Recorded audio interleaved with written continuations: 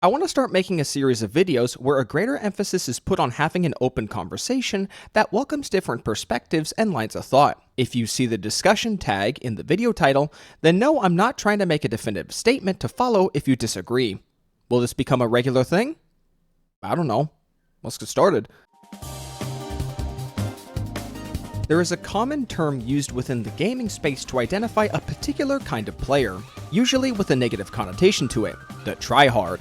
This phrase is interchangeable with the term we are actually going to be talking about today, being a sweat or being sweaty. Sweaty players are identified as those who put in an amount of effort playing a video game that is much noticeably higher than what is considered a casual level or average amount of effort that John Video Gamer over here will exert when playing a video game.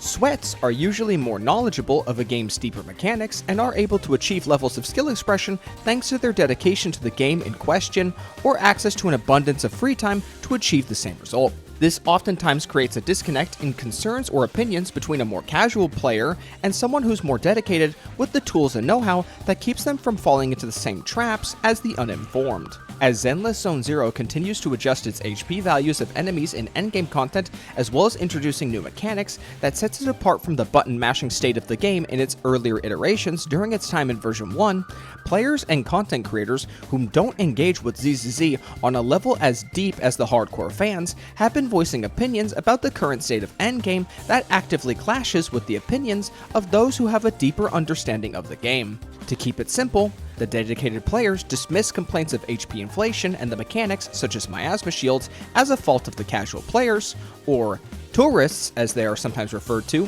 failing to engage with ZZZ on a deeper level. On the other side of the argument, casual players will attempt to disqualify accusations of skill issues by painting the other side as elitists with expectations that are beyond reach of what a typical player should have to perform to clear endgame content. I want to expand discussion on both perspectives and provide my own personal perspective to wrap things up. So to start out, let's explore the perspective of a hardcore player first. The fact of the matter is, Zenless Zone Zero is a free-to-play gacha game where you can experience all its content without spending any money. And it's generally agreed upon within the online gaming space that if you're not paying to play a game, you're not entitled to features or content that caters to you. ZZZ has a level of nuance and depth to its combat that any player can take advantage of to improve their gameplay that doesn't involve the swipe of a credit card. Refusing to use the tools at your disposal because it's inferior to spending money in a game you haven't dropped a dime in can come off as someone not wanting to engage with the game and just wanting to be handed the rewards without any effort put in. As a free-to-play game, ZZZ has to get its money from somewhere, so it's in the company's best interest to give as much of a value proposition as possible to its latest on-banner characters. This includes endgame buffs and enemy lineups that cater to the character in question without completely locking players out of their alternative options as to not make them feel cheated or pushed out of the endgame. With this in mind, if a player does not pull on the latest character or doesn't already own an alternative character that fulfills a similar role for the challenge in question, there should be an anticipation to struggle against said challenge if additional effort is not put in to fill in the gaps of player power. To close out the perspective of a hardcore player, endgame content is, at the end of the day, endgame content. It's generally agreed upon in all corners of gaming that the most intense challenges should demand investment and game knowledge that accurately reflects someone who's been willing to stick with a game for its entire runtime. If a player can clear endgame content with an effort equivalent to what you would expect from someone playing through the first few hours of a game for the first time, then how would a dedicated player feel having put so much time and effort into learning the deeper complexities of the game? A common sentiment shared in the ZZZ community was that earlier iterations of endgame content during the first year of the game was way too easy, and players were unsatisfied with fights that didn't reward them appropriately for learning the game. Now, let's move on to the casual player and what they have to say about sweaty players. As a free-to-play game, Zenless Zone Zero is considered to exist in an ecosystem where as many players as possible need to feel welcome and included into as much content as possible to maximize player retention. Every player is a potential customer, including free-to-play accounts under the right circumstances. So developers should try to find alternative means to get people to spend money, be it pulling on characters for their designs alone, or their playstyles for example, rather than the direct power someone can achieve when acquiring them. When it comes to the discussion of an expected skill level in gacha games, it's important to remember that the aforementioned accessibility of any gacha game will mean that a large majority of players are incredibly casual. Let's also not forget that these games can be played on a phone, and likely are for a significant number of players. And mobile gaming is objectively the most inferior peripheral device when it comes to playing video games, from their technical limitations to their inelegant touch controls. Though I guess it's not as bad as a PlayStation 4. Rest in peace, 8th gen gamers! This large number of casual players likely do not have the free time necessary to learn and understand the deeper nuances of ZZC's combat system and enemy mechanics. So when someone starts to struggle with endgame content, they don't really have the time to practice in order to rectify their situation in order to clear. All they will see is that they cannot clear. Or even worse, they were able to clear at one point but cannot anymore. And their only course of action available to them is spending money to pull on characters and W engines. Now you could just say they should simply not worry so much about it. It's only a single mode. It's only less than a pull's worth of currency. Well, allow me to present a couple thought processes for a moment. First of all, a player who does not engage with all facets of content in a live service game will objectively have less reasons, and in the case of a gacha, less incentives to continue playing. Similarly to how if a player forgets to or chooses to not log into a gacha game for a day, it has the potential to snowball into a player skipping multiple days, skipping event content, or possibly even quitting the game altogether. In that regard, choosing to stop playing endgame content can present a similar scenario of a domino effect, eventually resulting in them leaving the game. Secondly, it's not just a small handful of currency players are getting out of endgame content, as the endgame content itself is the very reason that justifies a gacha game's entire progression system. If you're not playing endgame, then you would have no meaningful reason to optimize and min-max your characters and teams. And even if the currency lost is a small amount, it's still currency that could be put towards pulling new characters. Just to give you some perspective for a second, I've worked in retail for 7 years now, and I've handled customers who lose their shit over an 8-cent bag fee that my state enforced years ago. So how do you think players will feel when you lift a handful of polycrumbs out of their pocket that they were going to put towards pulling seed?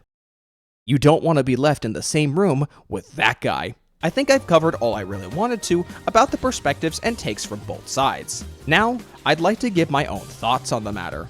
First off, the idea that a gacha game will die if it starts to cater to its hardcore audience is something of an over-exaggeration.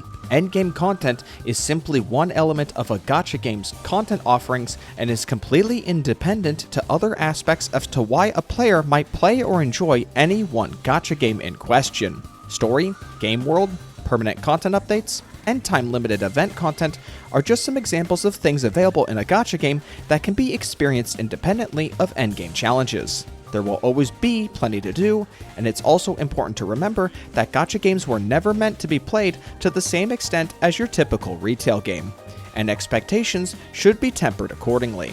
With that out of the way, how do I actually feel about the expectation of a more dedicated level of play to clear endgame content? Well, in my opinion, the idea of a gacha game expecting more out of its players to clear endgame content is completely fine. However, it has to cut both ways, and the gacha game itself should be held to a higher expectation when it comes to presenting information to the player and preparing them for endgame content. I've already covered this in my second ever video when the conversation of elitism was at its height in earlier versions of Zenless Zone Zero. In that video, my primary focus was not on the topic of HP inflation inherently, but how there was a shockingly lacking amount of information and tools at the player's disposal, coupled with several external variables that created situations where players were unprepared for endgame content. Since then, I've recently discovered information that I now need to make a public correction on an aspect of that video. In one part of the video, I mentioned how there was no tutorials or information that let players know how to tackle certain enemies. Well, as it turns out, there actually is information that can help to give players an edge against certain enemies. However, where that information is accessible from presents a massive problem. If you click on the details tag on the enemy lineups in either Shigyu Defense or the Battle Tower, you are given an outline of information similarly to what you would find in the Python's database. However, here, there is also a section referred to as key enemy info that provides a very useful tip in regards to a mechanic an enemy might have that the player can take advantage of to give them an edge in combat. The problem comes in that I never knew this information existed because I made the mistake of looking in the wrong area to find this, when that shouldn't ever be the case. I made the mistake of naturally thinking that the place to find this information would be either where all enemy info resides, or in the place where all other tutorials for the game are found, when in reality, it's neither, and it's buried in two completely separate areas. ZZZ fails to present information to its players by having 4 possible places for someone to find the information,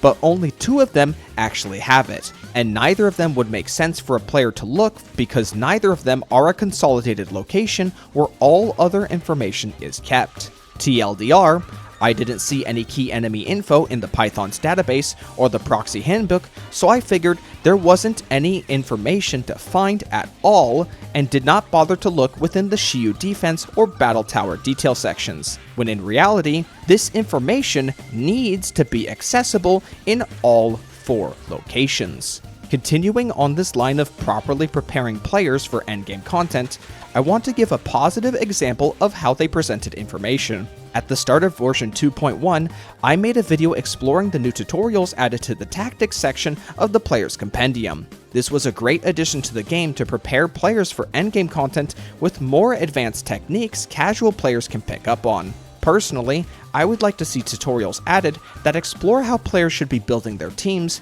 as well as some sort of tutorial that would help players to adjust their early game habits of how they might end up playing stun agents. If you want a better understanding of what I'm referring to, then I suggest you go watch part 1 of my Attack vs Anomaly series, where I explore how early game content creates bad habits for players with how stun agents and the incentives to stunning enemies are presented. Now, most of this information is nothing new, as there are plenty of guide makers for ZZZ that already have information out there for players to better learn the deeper nuances of ZZZ's combat. However, in my opinion, if a player has to go out of their way to pursue information outside of the game to learn how to better understand the game, then the developers have failed to properly prepare players for endgame content. Guides should be a supplementary source of information, not the only source of information. I would also like to see an overhaul of the free training mode to include more enemies and options to help players learn the combat in a controlled environment.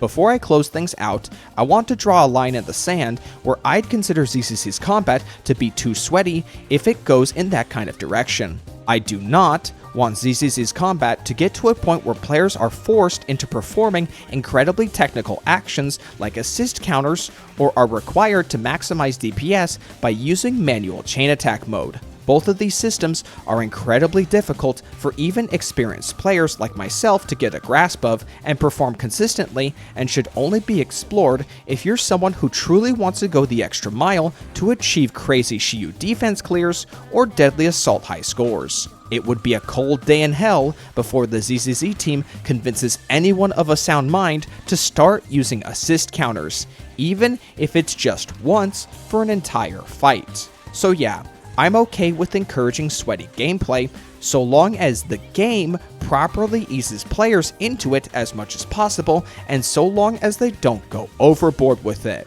If that doesn't work out, then maybe players just need to get comfortable with not clearing endgame content. You get what you fucking deserve! That's a joke! That's a joke! And with that, I've said all I really wanted to with the conversation of casual players versus sweaty players in Zenless Zone Zero. So long as ZZZ's information gap creates problems that prevents casual players from clearing endgame content, there will always be a clashing of ideas and thought processes between them and the dedicated players. It won't ever kill ZZZ outright, but it has the potential to create a situation where ZZZ's financial success hinges on a smaller, more dedicated player base to regularly feed Hoyoverse enough income to keep the game going. Though if you ask me, I think Zenless Zone Zero is more valuable in the gacha space for its market share and how it keeps a customer base within the Hoyoverse ecosystem alongside Genshin Impact and Honkai Star Rail. As we begin to see more open world games enter the gacha market, there's always a possibility that ZZZ can act as a sort of relief space for anyone tuckered out from the overabundance of open world games and offer something on a smaller, more digestible scale. Only time will tell to see if that will be the case. But until then, this has been Arikado Zodan, and I'm clocking out.